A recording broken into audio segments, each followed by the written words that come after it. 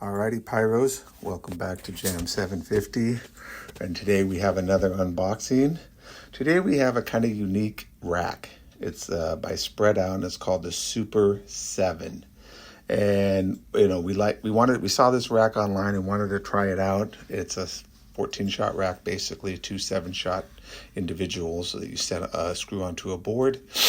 The reason why we liked it is because it's made the way we think racks should be made. It's made with 2x stock on the sides and the bottom. It's spaced in between the tubes, and the bottom rail is no higher than the plug on the bottom, and the top rail is well below the top of the tube. So if you did have a failure, a Kato, a flower pot, or any kind of explosion in the tube, the rack should allow the tube to blow out and absorb the energy and hopefully not blow the rack apart. So we're going to give it a shot this year and let you know how it worked out. Thank you.